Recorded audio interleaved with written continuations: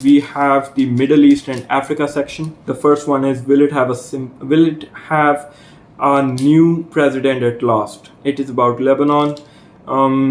Even if it does, it will be hard to persuade the country's corrupt politicians to reform.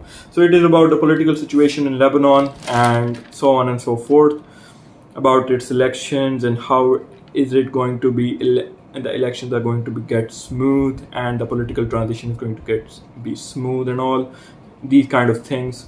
So it is basically a political article, okay? And the next article is, no easy fix, sanctions against Syria, the West is making a muddle of its sanctions.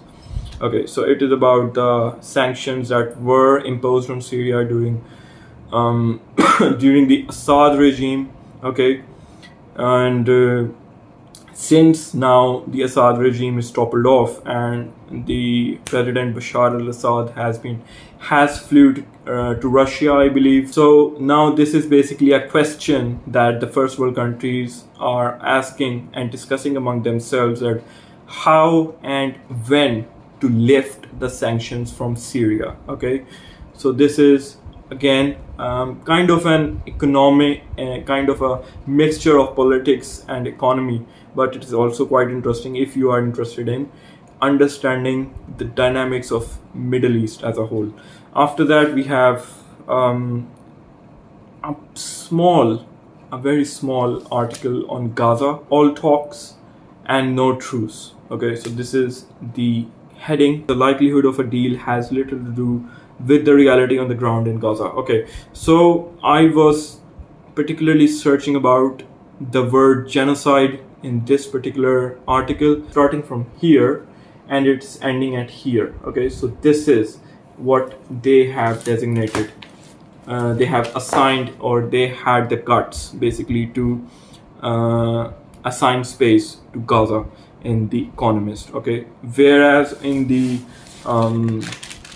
if we compare it with the other articles average length and the word count is more than double of what this article on Gaza is. But it's that's the way it is basically, and we cannot do anything about it. They accepted that the Palestinians are suffering, the children are suffering, the Gazans are suffering, but they're not going to say it out loud against Israel. So it is what it is in terms of Western publications. After that, we have certifiably genocidal Sudan civil war. In Sudan, America concludes that the Rapid Support Forces committed genocide. Okay, so this one is about Sudan and the civil war that is happening in Sudan, and it's much easier for the Western media. Like I would straight up say it that as much this particular magazine is informative and is much more comprehensive in explaining the global matters, whether it is history, world history, its politics, its finance and all. But there is certainly you can say an inclination and a bias that is being smelled when you read all these articles specifically on Middle East. Whenever you are reading a newspaper, a magazine, or even a book, okay, you should not just trust it 100%. Okay, you should try to cross verify it from the counter source. Okay, so for example, like if one book says that capitalism is good, okay, so you should not just straight up accept it. You should read the counter books as well. Okay, like the books on how the capitalism is bad or how the communism is good. Okay, so let's put it this way.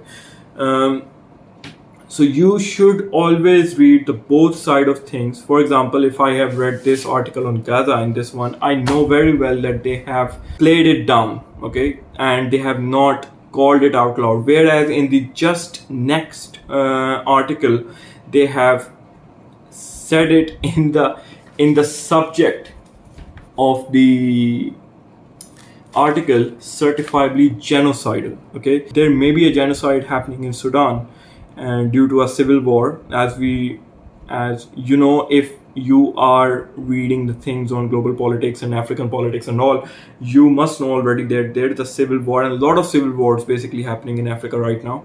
But they said it out loud in this case that it is a genocide, but in the case of Gaza, they did not. So, you should cross check. You should not completely believe everything that you are reading, and you should always be skeptical of what you are reading and consistently questioning about, okay, I read this from the Economist article, but okay, so there should be a counter to it. Okay, after that we have the article on Mozambique, halfway to revolution. Will the return of an opposition leader deepen or ease the country's political crisis? It is again on politics, and I'm not going to dive deeper in it.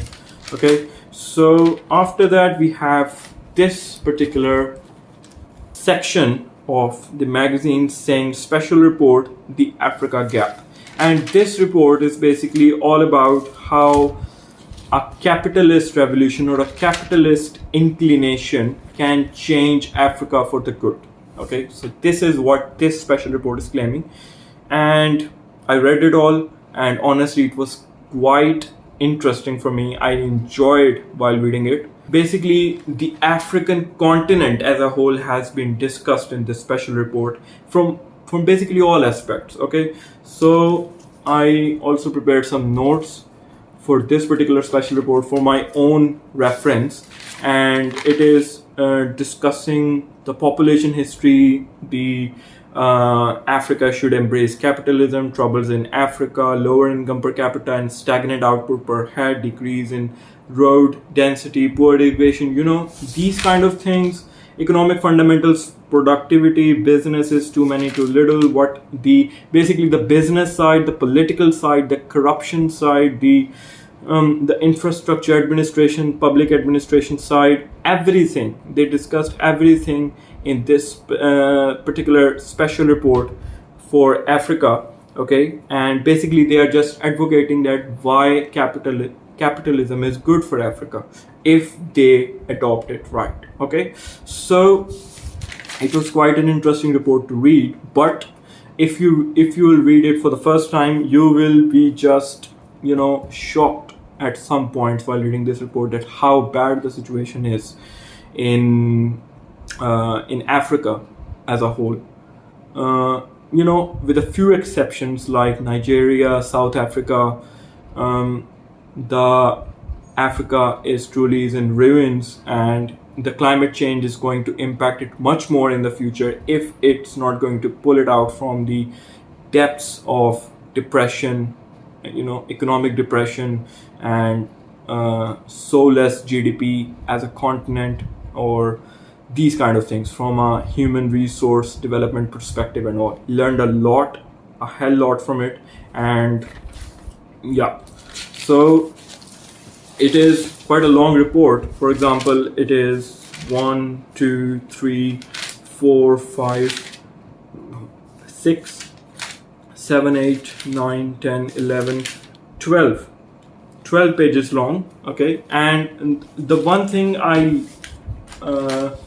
which made me more interested in reading the article of this magazine as a whole are the I should show you the charts that they mention to prove their point and to basically to complement about what they are saying. Like, for example, all the charts that I have studied in this magazine so far, all of them are quite unique in their own way. They're quite interesting to learn from, and you kind of understand things much more clearly if you have a chart in front of you and you get the bigger picture basically of what is going on in this particular subject.